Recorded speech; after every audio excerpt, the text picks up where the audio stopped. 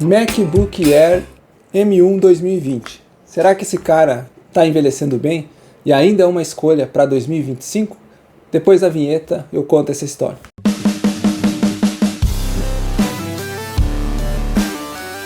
Eu sou o Diogo, você está no canal Uscatech e fica o convite para se inscrever e fazer parte da nossa comunidade. Vamos lá, vamos começar a olhar para esse notebook M1, que foi uma disrupção no mercado de processadores, quando a Apple lançou então o Apple Silicon, usando a arquitetura ARM ao invés do tradicional x86, que é a arquitetura que se baseiam hoje o Intel e a AMD. E de lá para cá já saiu o M2, o M3 e agora recentemente o M4.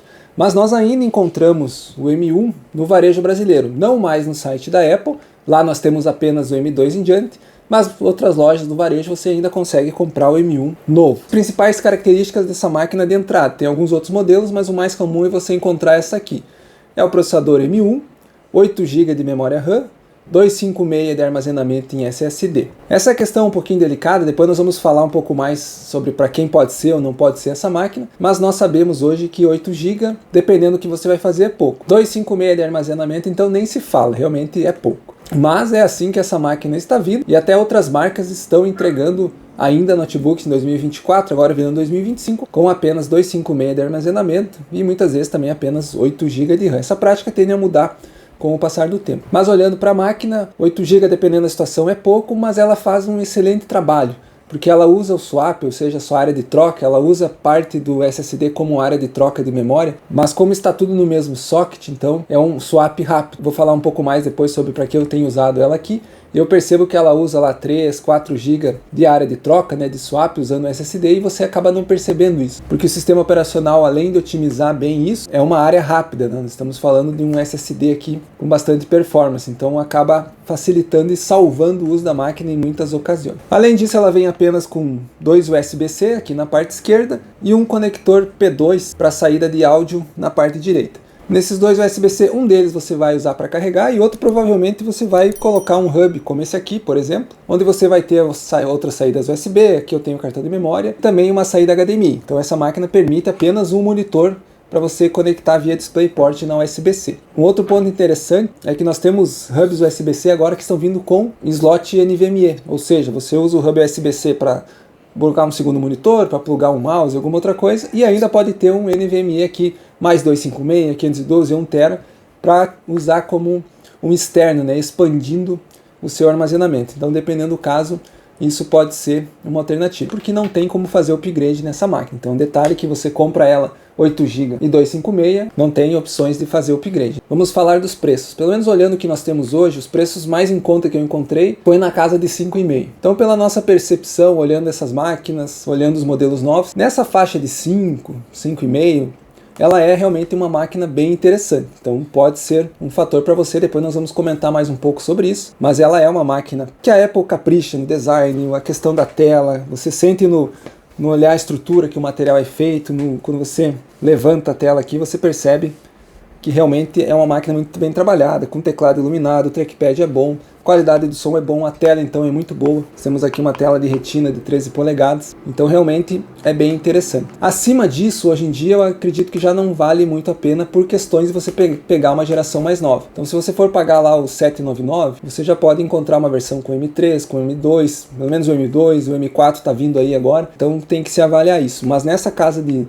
5, uma máquina nova como essa é realmente interessante se você precisa ou quer estar dentro do ecossistema da Apple. Pessoal, apenas então para validarmos a câmera do Mac, eu estou gravando aqui com a mesma luminosidade, por exemplo, que eu gravei o vídeo, para nós ter uma ideia, e capturando o áudio também aqui no MacBook. Então imaginamos que para videochamada, para reuniões, é bem interessante esse conjunto de microfone e câmera. E aí vamos o que nós podemos fazer com essa máquina. Nós diríamos que praticamente qualquer tarefa dentro das especificações que ela vai atender. Pode ser que você tenha alguma demora ou não. Para dar um exemplo comparativo, eu estou usando ela aqui já há uma semana e eu movi toda a minha stack de trabalho para cá, que é com a parte de desenvolvimento de software. E só para ter uma ideia, no Windows, com 16 GB de RAM com WSL, eu trabalhava com alguns travamentos usando o Samsung Book 2. É claro que não é uma comparação justa, o Samsung Book 2 tem um i3 com 16 GB de RAM, o próprio WSL já consumia metade da memória RAM disponível, então realmente ficava mais pesado. No Linux, usando o Samsung Book 2 com 16 GB de RAM, aí eu trabalho muito fluido, sem travamentos nenhum. Quando eu vim para essa máquina aqui, com apenas 8 GB, eu pensei que eu ia ter problemas, que o Docker no Mac não é tão performático quanto é no próprio Linux. No Linux hoje para Docker é onde você tem a melhor performance. Mas como eu comentei, a máquina me surpreendeu, porque eu não tive travamentos também. Eu trabalhei toda a minha stack ali normalmente. A única coisa que eu percebi é o uso alto de swap. Realmente ela usa a área de troca para não deixar a máquina travar. E ela não passa geralmente dos 80% de uso, 84% foi o máximo que eu vi. Eu uso aquele software Stats, que daí fica na barra superior ali, de vez em quando eu estou dando uma olhadinha. Então quando eu ligo a máquina, ela está ali em 60% de uso. Quando eu abro o VS Code, eu abro o Docker, ela bate 80% e fica nessa média. Onde é que está o segredo? Ela fica usando bastante área de troca para não deixar a máquina congelar. E realmente tem funcionado muito bem. Então a experiência que eu tenho de desenvolvimento no Windows, no Linux, com 16 GB que eu tinha lá, eu acredito que o Linux trabalharia bem com 8 também. Quando eu venho para o Mac aqui, ela me surpreendeu nesse quesito. Então se você trabalha com desenvolvimento, depende da ideia que você usa, mas no meu caso aqui, VS Code aberto, o Docker aberto, o banco aberto, um Postman, um Insomnia aberto, um browser aberto, o Discord muitas vezes e reunião. Durante o dia a máquina deu conta muito bem, então eu não tive nenhum momento de travamento, de travar, ter que esperar desbloquear, ou de a máquina congelar e ter que reiniciar. Realmente nesse sentido ela me surpreendeu positivamente em vista dela ter pouca memória, para os padrões que nós temos hoje de desenvolvimento. Outras coisas que é possível fazer, se você tem suite Adobe, trabalhar com Illustrator, Photoshop, com After Effects, aí depende um pouco também da sua carga de uso. Eu não vou conseguir trazer muitos exemplos aqui, porque não é a minha área, inclusive eu não tenho a suite da Adobe, mas eu rodei programas ali como o Krita, o Carita para fazer interações de cor, aplicar efeitos em foto e ela se comporta muito bem. Então se você usa a suite Adobe, usa um Mac M1 por exemplo, ou M2, enfim, deixa nos comentários aí quanto que você tem de hardware. Edição de vídeo, aqui também é um ponto importante, você consegue editar vídeo, eu fiz testes, até vídeo 4K eu consegui testar, mas é sempre um detalhe do depende, né? As edições aqui do canal, como vocês podem ver, são bem simples, então são vídeos em Full HD, a máquina até deu conta. Eu não uso muito Fusion, então não tem efeitos, que é o que pesa mais, eu acredito, no DaVinci Resolve, alguma coisa de áudio, alguma coisa de cor, e ele rodou bem. Então para um uso, talvez Full HD, de repente alguma coisa 4K, mas não tão profissional ou que não exija muito efeito, você vai conseguir fazer nessa máquina. Outras tarefas, aí vamos entrar navegação, edição,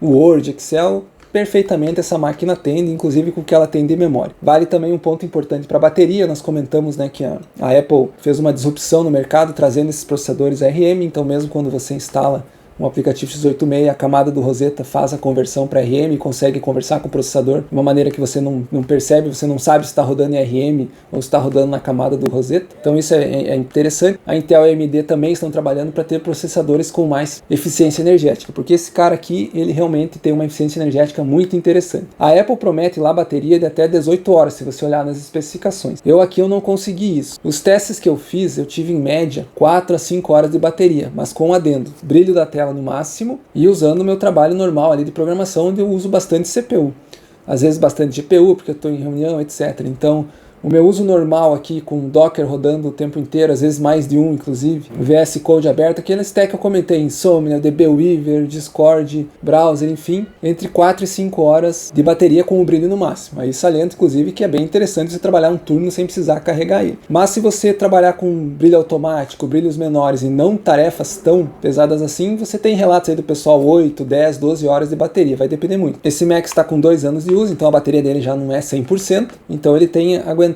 mais ou menos isso. De repente um modelo novo, até mesmo com essa stack maior, pegaria ali umas 6 horas para cima. Então tem essa questão também que a bateria vai degradando. E aí nós podemos então, feito esse conjunto da obra, nós chegar assim, mas para quem é esse Mac? Bom, se você é o público gamer, quer jogar, aí provavelmente você nem estaria vendo esse vídeo, ou por curiosidade. O Mac não é para jogos. Tem alguma coisa, a Apple está se esforçando, roda jogos do iOS diretamente aqui, eles estão tentando, né? Alguns jogos você consegue jogar, mas ele realmente não é uma máquina para jogos. Então se você quer uma máquina para jogar um notebook, o Mac não é uma opção plausível. Agora, você é um programador, por exemplo, ou você é um cara que quer jogar, mas você tem um outro para jogar e quer uma máquina para trabalhar, como é meu caso aqui, eu peguei ela mais para trabalho, tenho um PC ali que nós acabamos de montar, tem link aí no canal com a live de montagem, live resumida, enfim, para nós jogarmos. Então, um Mac vai muito bem para trabalho dentro daquelas condições que eu já coloquei. Você vai programar iOS, você precisa um Mac, vai estudar, enfim. Você vai programar Android, não necessariamente você precisa um Mac, embora hoje em dia você vai acabar trabalhando geralmente com os dois, né? Na grande maioria dos casos. Você vai trabalhar com back-end, com front front web, não necessariamente você precisa um Mac, mas ele funciona muito bem. Eu diria que para programação você consegue usar ela bem tranquilo, lembrando que se você for usar iOS, Xcode, o espaço vai ser um problema.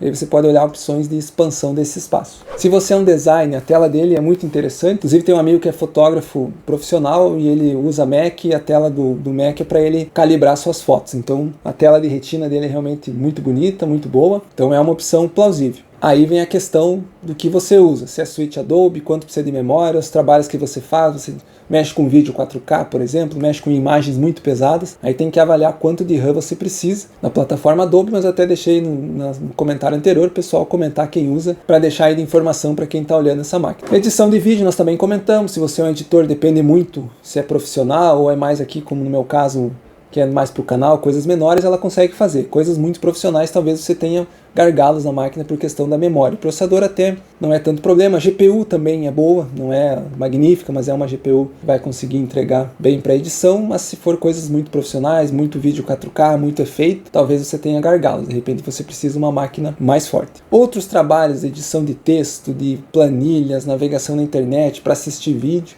essa máquina certamente vai atender muito bem. O benefício dela, o consumo energético, a bateria que vai durar bastante, e também o próprio ecossistema da Apple, o sistema está muito maduro, está muito estável. Então é uma opção também plausível. Então pessoal, era esse o vídeo. Nós podemos resumir aqui que o MacBook Air M1 2020 está envelhecendo muito bem, ele é uma máquina que ainda entrega bastante coisa, então é uma máquina que realmente envelhece bem. Vale a pena ainda em 2025 se você conseguir o preço mais baixo possível. Eu diria que abaixo de 5 seria até o mais do ideal. Fechamos assim o vídeo. Qualquer dúvida, deixe nos comentários. Nos vemos no próximo.